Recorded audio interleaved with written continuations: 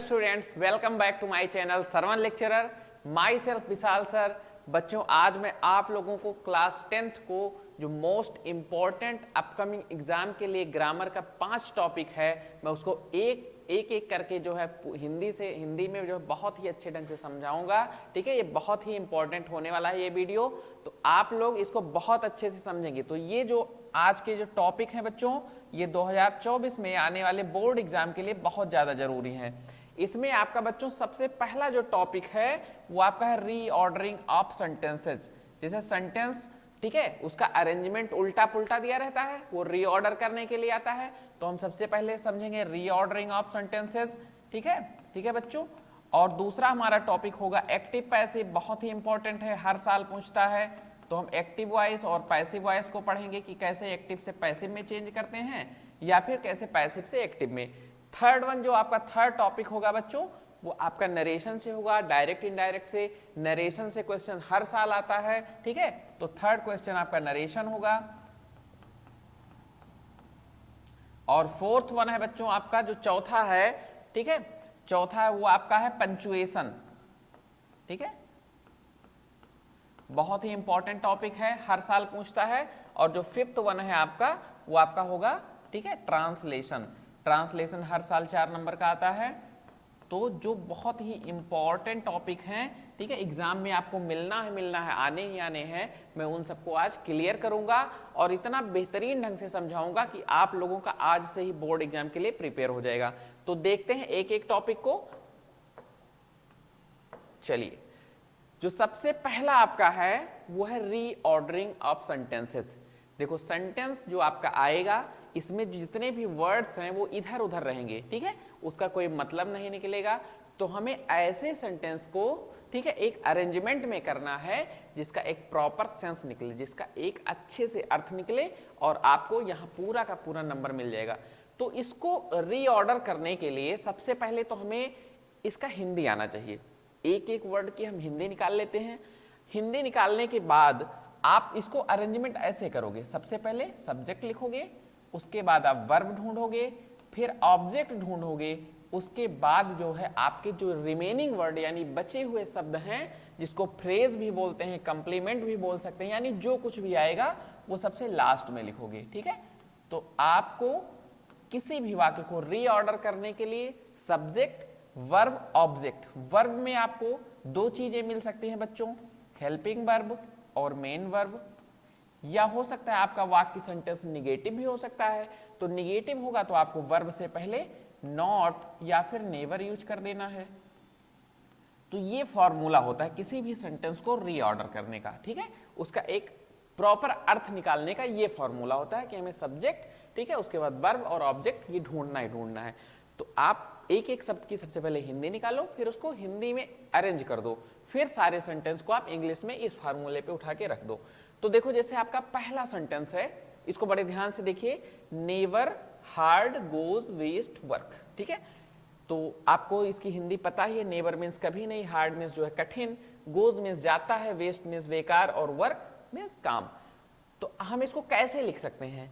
जो कठिन काम यानी कठिन परिश्रम होता है वो कभी भी बेकार नहीं जाता है।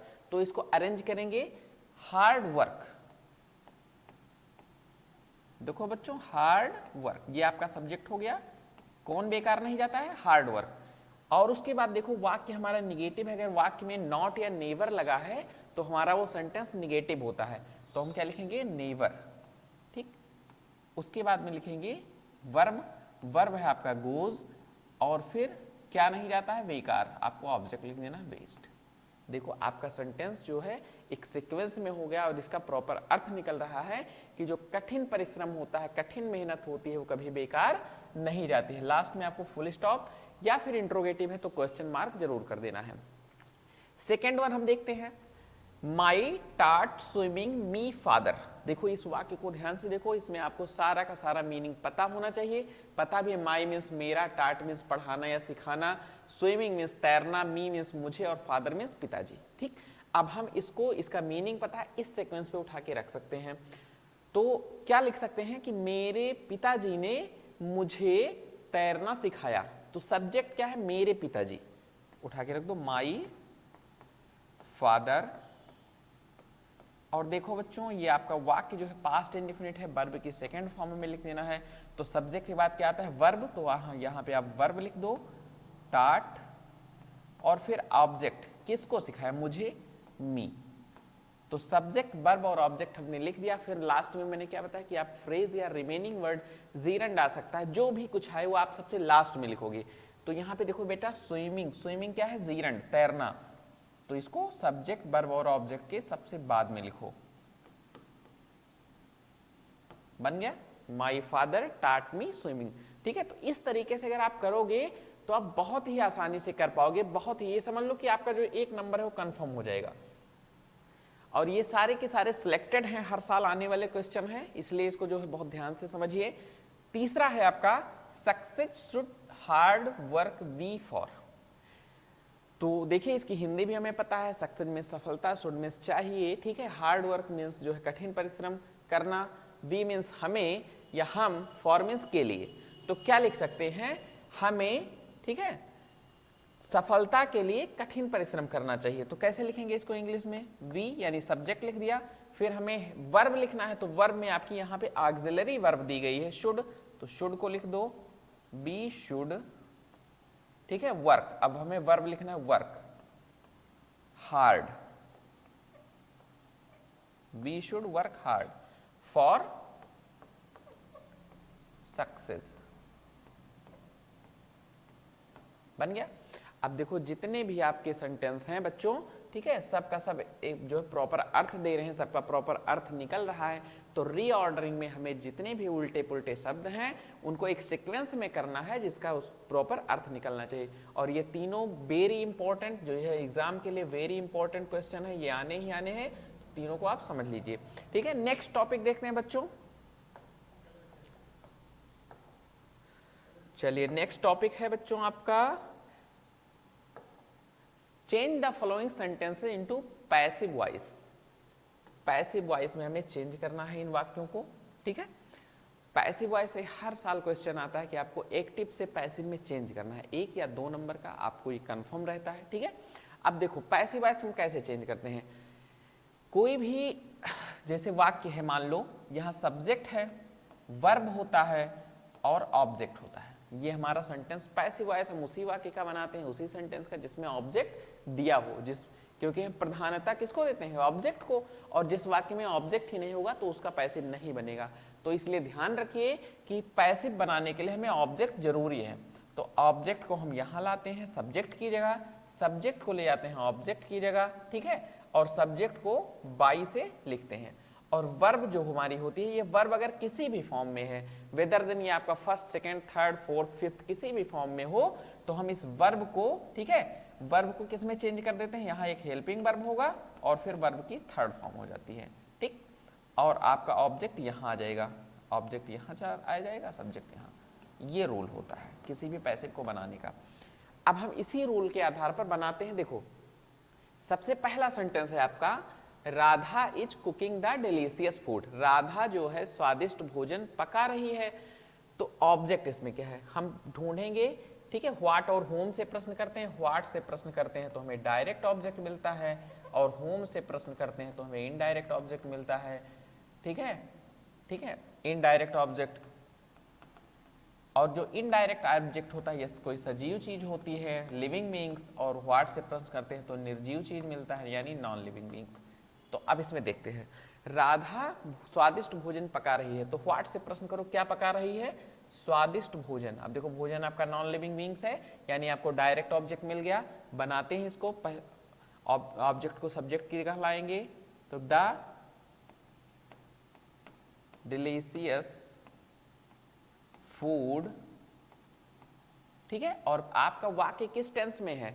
ये आपका प्रेजेंट कंटीन्यूअस टेंस है, इज एम आर और वर्ब के NG form, present continuous tense. मैंने टेंस पढ़ा दिया है, ठीक है, अगर आप वहां पढ़े हो ध्यान से तो आपको समझ में आएगा। तो हेल्पिंग वर्ब फिर लिखना है इज, क्योंकि फूड के साथ इज लगेगा। फिर लिखेंगे बीइंग, और वर्ब की थर्ड फॉर्म, तो कुक का थर्ड फॉर्म हो जाएगा कुक्ड बाई। ठीक है,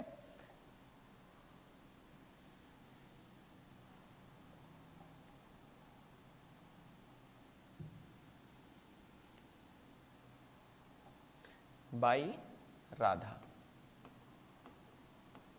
ठीक है, ये आपका सेंटेंस बन गया। हमें क्या करना है, सब्जेक्ट को बाई लिखने के बाद सब्जेक्ट को सबसे लास्ट में रखना है। सेकेंड आप देखिए, आई टीच हिम इंग्लिश, मैं उसको अंग्रेजी पढ़ाता हूं। अब यहां पे ऑब्जेक्ट आप ढूंढिए, मैं किसको पढ़ाता हूं, तो उसको क्या पढ़ाता हूं, इंग्लिश। आपको बच्चों यहां पे दो दो ऑब्जेक्ट मिल रहा है, एक तो आपको डायरेक्ट, ठीक है, निर्जीव जो इंग्लिश है, और एक आपको इनडायरेक्ट जो सजीव है जिसको बोलते हैं हिम। ठीक, तो आप चाहे इसको मेन ऑब्जेक्ट बना लो चाहे इसको मेन ऑब्जेक्ट। चलो हम इंग्लिश को पहले बनाते हैं, तो हो जाएगा इंग्लिश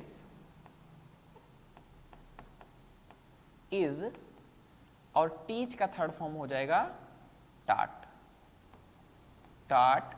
और जो दूसरा ऑब्जेक्ट होता है उसको अदर ऑब्जेक्ट में रखते हैं, तो अदर ऑब्जेक्ट हो जाएगा यहां टू हिम बाई मी।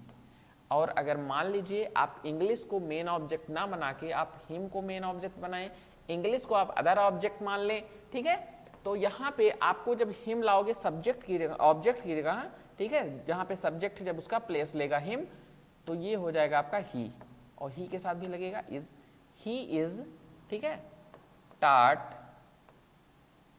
अब यहां वर्ब के बाद आप जो अदर ऑब्जेक्ट है उसको लिखोगे, तो हो जाएगा इंग्लिश बाई मी। तो अगर आपके सेंटेंस में दो ऑब्जेक्ट हैं, ठीक है, एक डायरेक्ट और दूसरा इनडायरेक्ट, तो आपके पास बोथ चॉइस है, आप चाहे डायरेक्ट को मेन ऑब्जेक्ट बना लो या फिर इनडायरेक्ट को, आपके पास दो चॉइस है, और दोनों 110% जो है 100% दोनों सही है। तो ये आपके ऊपर डिपेंड करता है कि दो ऑब्जेक्ट मिलने पर आप किसको चूज करते हो। क्लियर। थर्ड वन है आपका हु स्कोल्डेड हर, उसको किसने डांटा। ठीक, तो हु का जो है एक थोड़ा अलग रूल होता है, हु बनेगा आपका बाय हुम, ठीक है, और हर को लाओगे ऑब्जेक्ट की जगह तो सी हो जाएगा, लेकिन उससे पहले हमें लिखना है हेल्पिंग वर्ब वाज, तो बाय हुम वाज सी, और वर्ब की थर्ड फॉर्म लिखोगे स्कोल्डेड, क्वेश्चन मार्क। या फिर आप इसको ऐसे बना सकते हो हु वाज, ठीक है, सी स्कोल्डेड, और बाई को सबसे लास्ट में लिखोगे। ये दोनों तरीके से ये भी बनेगा, who was scolded, who was see scolded,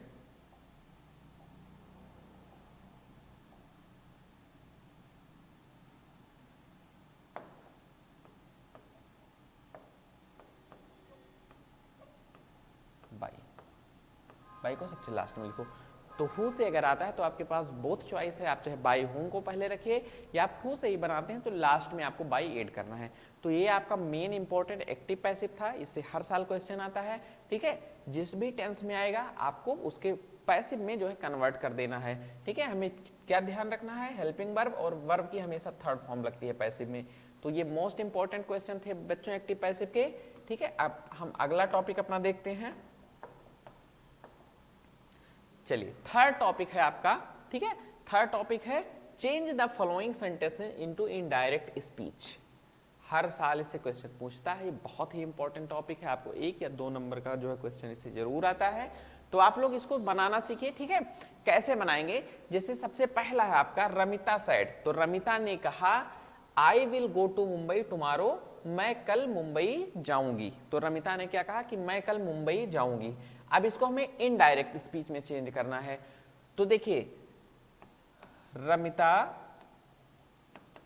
अगर सैड है, ठीक, तो सैड किस में रहता है, सैड सैड में ही रहता है। अगर सैड टू होता तो टोल्ड में चेंज हो जाता है। क्लियर। और आपका सेंटेंस किस में है, अफर्मेटिव में, ठीक है, तो अफर्मेटिव में इसको अफर्मेटिव में ही चेंज करेंगे। जैसे रमिता सैड, कॉमा हटाएंगे, कॉमा की जगह लग जाएगा बच्चों अफर्मेटिव सेंटेंस में दैट, ठीक है, कंजक्शन दैट लिखेंगे। उसके बाद है आई, यानी फर्स्ट पर्सन का प्रोनाउन है ये, तो ये रिपोर्टिंग वर्ब के सब्जेक्ट के अनुसार बदलता है। तो आई को बदलोगे रमिता से, तो रमिता एक लड़की है, तो यहां पे क्या हो जाएगा, सी। विल चेंज हो जाता है वुड में, ठीक है बच्चों। गो टू मुंबई,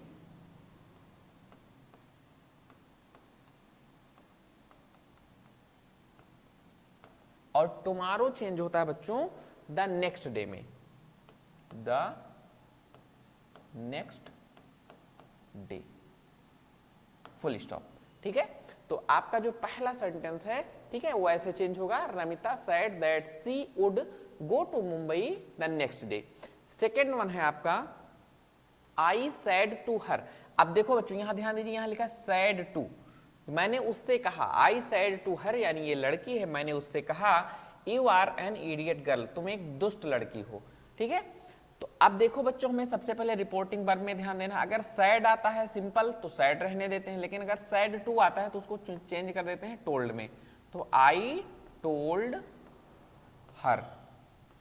ठीक है, ये भी आपका अफर्मेटिव सेंटेंस है, तो यहां पे जब हम कॉमा हटाएंगे तो वहां कंजक्शन दैट लिखेंगे, दैट यू। यू क्या है बच्चों, देखो ये सेकेंड पर्सन का प्रोनाउन है, सेकेंड पर्सन का प्रोनाउन रिपोर्टिंग वर्ब के ऑब्जेक्ट के अनुसार बदलता है ना, तो यहां पे हर है, लेकिन केस देखो ये सब्जेक्टिव केस है, सब्जेक्ट के रूप में आया है, तो हम यहां सी लिखेंगे, सी। ठीक है, और आपका रिपोर्टिंग वर्ब पास्ट टेंस में है तो आपका टेंस भी चेंज हो जाएगा, यहां वाज हो जाएगा, सिंपल प्रेजेंट है तो सिंपल पास्ट में बदल जाएगा, she was an idiot girl. ठीक है बच्चों, तो ये आपका सेकंड बन गया। हमें बस ये ध्यान रखना है कि अगर सैड टू आता है तो हम टोल्ड में चेंज करेंगे अफर्मेटिव सेंटेंस के लिए, अगर सैड आता है तो उसको सैड में रहने देते हैं, कॉमा हटाएंगे, कंजक्शन दैट लिखेंगे, और हमें फिर प्रोनाउन पे ध्यान देना है, अगर फर्स्ट पर्सन का प्रोनाउन है तो रिपोर्टिंग वर्ब के सब्जेक्ट के अनुसार, सेकेंड पर्सन का प्रोनाउन है तो रिपोर्टिंग वर्ब के ऑब्जेक्ट के अनुसार बदलता है। थर्ड सेंटेंस देखते हैं, आई सैड टू यू, मैंने, ठीक है, तुमसे कहा या मैंने आपसे कहा, did you teach my brother, क्या तुमने मेरे भाई को पढ़ाया। ठीक है, आपका जो ये थर्ड वन है पूछ रहा है कि मैंने तुमसे पूछा या मैंने तुमसे कहा क्या तुमने मेरे भाई को पढ़ाया। अब बच्चों एक चीज यहां ध्यान दो, ये जो आपका सेंटेंस है ये इंट्रोगेटिव आया, क्वेश्चन मार्क लगा है, इंट्रोगेटिव सेंटेंस है। अभी तक हमने अफर्मेटिव दोनों बनाया था, लेकिन अब इंट्रोगेटिव आया है, तो इंट्रोगेटिव के लिए जो रूल होता है वो ये होता है कि सैड टू चेंज हो जाता है आस्क्ड में। ठीक है, सैड टू किस में चेंज हो जाएगा, आस्क्ड में। अगर अफर्मेटिव सेंटेंस होता तो सैड टू चेंज होता है टोल्ड में, लेकिन इंट्रोगेटिव है तो आस्क्ड में चेंज हो जाएगा, तो आई आस्क्ड यू, मैंने तुमसे पूछा। ठीक, अब हम अफर्मेटिव सेंटेंस के लिए कंजक्शन दैट लिखते हैं, लेकिन जब हमारा इंट्रोगेटिव सेंटेंस आता है, इंट्रोगेटिव का यस नो टाइप, तो यहाँ पे कंजक्शन इफ या बेदर लिखते हैं, तो हमने लिख दिया इफ। आपके पास दो चॉइस है, चाहे इफ लिखो या बेदर, तो मैंने एक लिख दिया इफ। और फिर हम इस सेंटेंस को अफर्मेटिव की तरह बनाएंगे, इंट्रोगेटिव सेंटेंस को अफर्मेटिव। तो देखो क्या है, यू है ना, यानी सेकेंड पर्सन का प्रोनाउन, ये बदलेगा ऑब्जेक्ट से, तो यू को यू से बदलेंगे तो रहेगा यू ही, यू। और आपका वाक्य देखो पास्ट इंडिफिनिट है, डिड है वर्ब की फर्स्ट फॉर्म यानी पास्ट इंडिफिनिट, तो ये चेंज हो जाता है पास्ट इंडिफिनिट पास्ट परफेक्ट में, तो यू हैड। ठीक है, और पास्ट परफेक्ट में वर्ब की थर्ड फॉर्म लगती है, टॉट, यू हैड टॉट। ठीक है, अब यहां देखो बच्चों, माई आपका फर्स्ट पर्सन का प्रोनाउन है, ये सब्जेक्ट के अनुसार बदलेगा, तो आई से बदलोगे, ठीक है, माई को आई से बदलोगे तो यहां माई ही रहेगा, माई ब्रदर। ठीक है, अगर मान लो माई यहां आई सब्जेक्ट की जगह कोई लड़का होता तो माई चेंज हो जाता हिज में, क्योंकि हमें फर्स्ट पर्सन का प्रोनाउन जब भी आएगा तो रिपोर्टिंग वर्ब के सब्जेक्ट के अनुसार बदलना है। प्लस ये भी ध्यान रखना है कि कौन सा केस है, तो ये पॉजेसिव केस है तो हम इसको पॉजेसिव केस में ही रहने देंगे। तो ये आपके तीन ही जो है बहुत ही इंपॉर्टेंट डायरेक्ट इनडायरेक्ट थे, मैंने आपको अच्छे से समझाया है। ठीक है, ये मोस्ट इंपॉर्टेंट है, इनको भी आप अच्छे से सीख लीजिए। ठीक, तो ये वेरी इंपॉर्टेंट क्वेश्चन है आपका डायरेक्ट इनडायरेक्ट से, ये आप हर साल आता ही आता है, और ये आपको 1 या 2 नंबर का जो भी आएगा आपको एकदम कंफर्म हो जाएगा। ठीक है, तो ये आपका डायरेक्ट इनडायरेक्ट था। नेक्स्ट देखते हैं बच्चों, नेक्स्ट टॉपिक अपना, चलिए फोर्थ वन है आपका punctuate the following sentence. Punctuate, punctuation का मतलब क्या होता है, ठीक है, पंचुएशन का मतलब होता है किसी चीज को जो है, किसी चीज को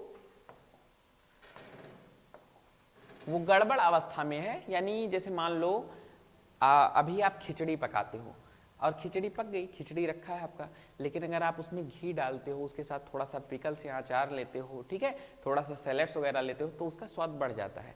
ऐसे पंचुएशन होता है। आपके सब सारे वर्ड तो रहेंगे लेकिन उसमें कुछ त्रुटियां रहेंगी, कुछ गलतियां रहेंगी, कहीं पे कॉमा नहीं लगा है, कहीं पे फुल स्टॉप नहीं लगा है, कहीं पे कैपिटल लेटर होना चाहिए तो कैपिटल लेटर की बजाय स्मॉल लेटर है, तो हमें उसी को करेक्ट करना है और इसी करेक्शन को हम पंचुएशन बोलते हैं। ठीक है, तो देखो हम पहला सेंटेंस अपना देखते हैं कि इसमें क्या चीजें गलत है। देखो कोई भी सेंटेंस है बच्चों, देखो ध्यान से, अगर कोई भी सेंटेंस है तो उसका पहला लेटर हमेशा कैपिटल होता है। तो यहाँ my father said to Ramesh, तो पहला लेटर क्या करेंगे कैपिटल, माई फादर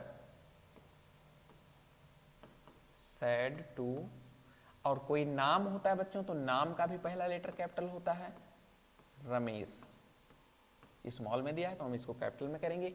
अब जब भी इस तरीके की वाक्य आते हैं तो आपको कॉमा जरूर लिखना है, रिपोर्टिंग वर्ब के बाद कॉमा और डबल इन्वर्टेड कॉमा जरूर लगता है। ठीक, और उसके बाद जो रिपोर्टेड स्पीच का पार्ट होता है उसका भी पहला लेटर कैपिटल होगा। तो यू है, यू का पहला लेटर वाई कैपिटल हो जाएगा, यू शुड नॉट, ठीक है, वेस्ट, और देखो फुल स्टॉप लगा है बीच में, हमें फुल स्टॉप नहीं लिखना है, किसी वाक्य के बीच में फुल स्टॉप कभी नहीं लगता है जब तक वाक्य पूरा ना हो, तो हम इसको हटा देंगे। You should not waste, your का वाई कैपिटल है लेकिन यहाँ स्मॉल होना चाहिए। ठीक है, या तो पहला लेटर कैपिटल होगा या फिर वो प्रॉपर नाउन होगा तब उसका लेटर कैपिटल होगा। ठीक है, तो you should not waste your time on Sundays, Sunday का यस कैपिटल रहेगा क्योंकि संडे क्या है बच्चों, प्रॉपर नाउन है, एक दिन का नाम है। ठीक है, संडेज, ठीक, और उसके बाद फुल स्टॉप। ये अब आपका वाक्य करेक्ट हो गया। ठीक है, पंचुएट हो गया। ऐसे सेकेंड वन देखिए। ठीक है, सेकेंड वन से जो आपका सेकेंड सेंटेंस है इसमें भी देखो बहुत सारी त्रुटियां हैं, हमें इसको करेक्ट करना है। पहला सेंटेंस है the teacher said to Amit, तो देखो अमित का ए कैपिटल होना चाहिए क्योंकि नाम है, सैड का यस स्मॉल होना चाहिए क्योंकि बीच में कोई भी शब्द का जो लेटर होता है वो कैपिटल नहीं होता है अगर वो प्रॉपर नाउन या फिर आई जो पर्सनल प्रोनाउन है। ठीक है, अगर वो नहीं है तो देखो यहाँ पहला लेटर है, इसको कैपिटल लिखेंगे द या फिर दी। ठीक है, टीचर सैड का यस कैप स्मॉल रहेगा, सैड टू, यहाँ पे ओ कैपिटल है ये भी स्मॉल रहेगा, और अमित का ये कैपिटल रहेगा क्योंकि अमित एक नाम है। ठीक है, अमित। फिर देखो इस तरीका का जो हमने रिपोर्टिंग वर्ब कंप्लीट कर लिया, अब हम रिपोर्टेड स्पीच लिखेंगे तो उसको कॉमा के अंदर रखेंगे, डबल इन्वर्टेड कॉमा के अंदर रखेंगे। ठीक है, have you completed your homework, ये प्रश्न पूछने का काम कर रहा है तो हम इसको स्टार्ट करेंगे, हैव का एच कैपिटल रहेगा, have you completed your homework. और देखो बच्चों जब भी क्वेश्चन पूछते हैं तो हम लास्ट में क्वेश्चन मार्क जरूर लिखते हैं, फुल स्टॉप नहीं होता है, तो हम क्या लिखेंगे क्वेश्चन मार्क और फिर डबल इन्वर्टेड कॉमा क्लोज। ठीक है, ऐसे यहाँ भी डबल इन्वर्टेड कॉमा क्लोज। तो ये सारा जो है हमें ध्यान रखना है।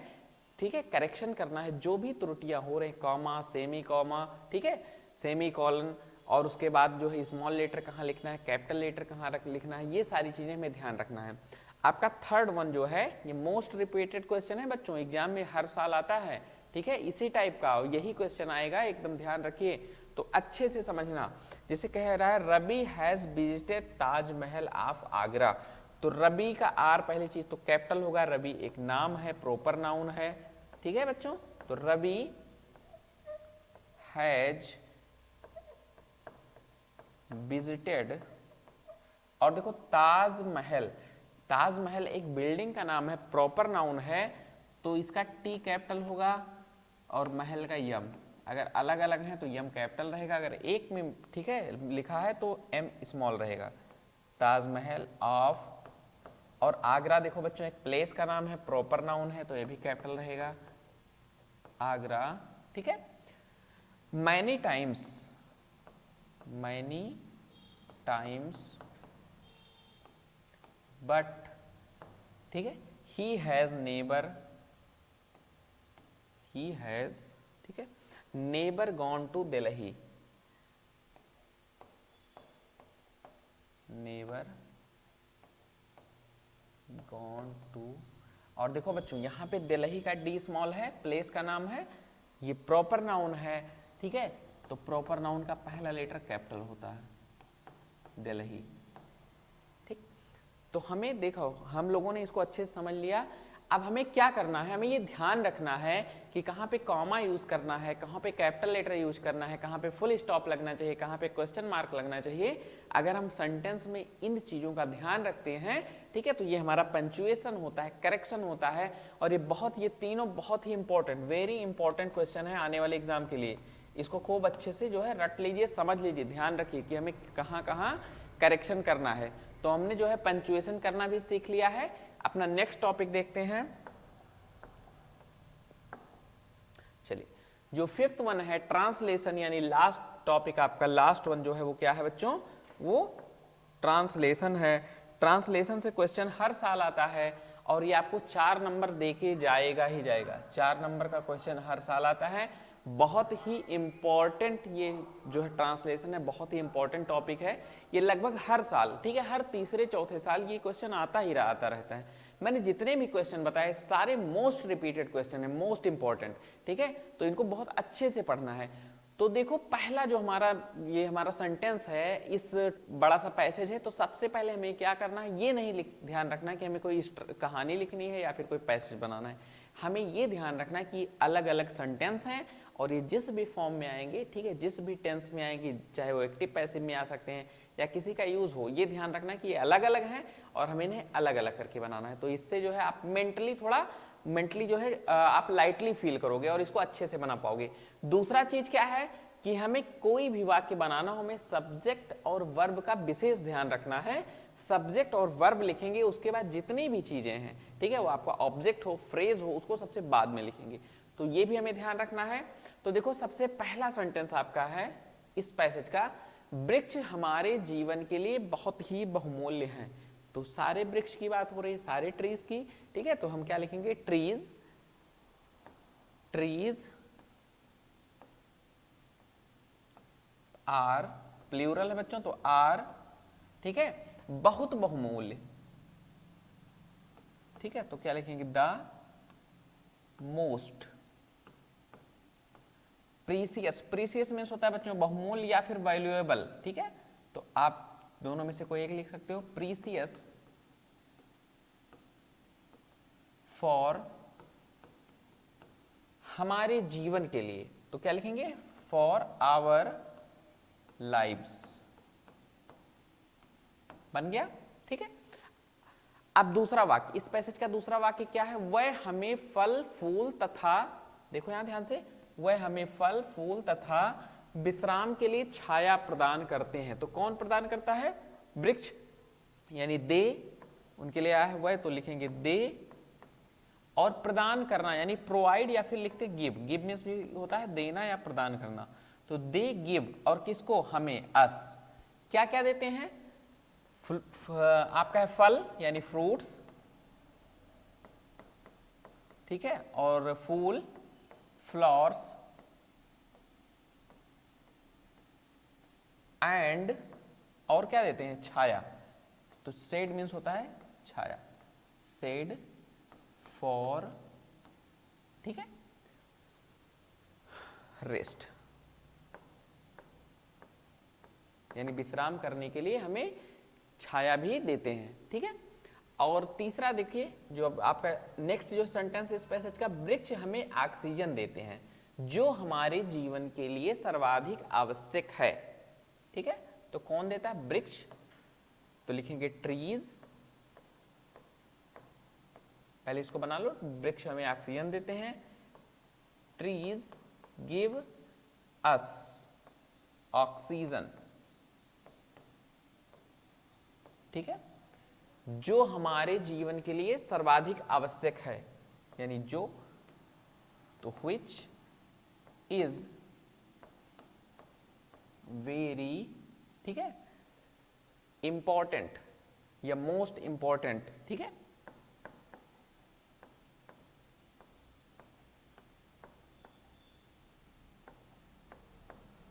For our lives।